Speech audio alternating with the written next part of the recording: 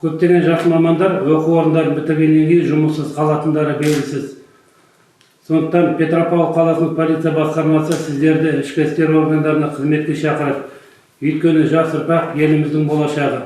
Солтүстік Қазақстан облысының полиция департаментінде 2000-нан астам полиция қызмет етеді. Бүгінгі таңда шетел уәкіл, тергеуші, анықтаушы мен учаскелік полиция инспекторы лауазымдарына білікті мамандар қажет. Сондай-ақ қатардағы құрам лауазымдарына қызметкерлер қабылдануда. Ішкі істер органдарындағы қызметтің артықшылықтары туралы қалалық полиция басқармасы бастығының орынбасары полиция полковнигі Сағындық Темиров айтып берді. Ол бастапқы оқудан өту және полиция қызметкерлерінің біліктіліктерін арттыру жұмыс беруші есебінен жүзеге асырылатынын атап өтті. Тәртіп сақшылары тұрақты жалақы мен нысанды киім-кешекпен сауықтандыру жәрдемақысымен қамтамасыз етіледі. Қызметкерлер қызмет бойынша өзіп, ведомстволық емдеу мекемелерінде медициналық көмекке жүгіне алады. Сондай-ақ тұрғын үйді жалға алатын болса, өтемақы төленеді. Алайда полицейлерге қойылатын талаптар да жоғары. Полиция заңнаманы жетік білуі тиіс, шыныққан, денсаулығы мықты болуы қажет.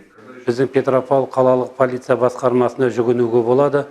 39-48-05, 39-48-94 Жұмабаев көшесінде мекен жайы. Және де осы августтың 10-нан кейін бізде жұмысқа алу конкурсы өтеді. Ол туралы Алматы көшесі 55 кадр саясатының басқармасына жолуға болады. 612-612 телефонымен.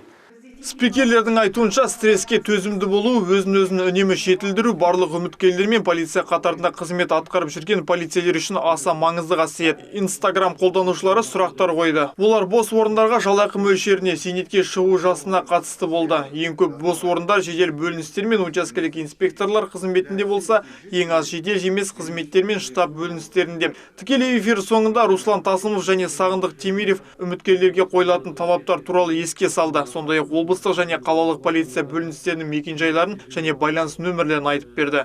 Қуаныш Қапес полиция департаментінің баспасөз қызметінің көмегімен әзірленген.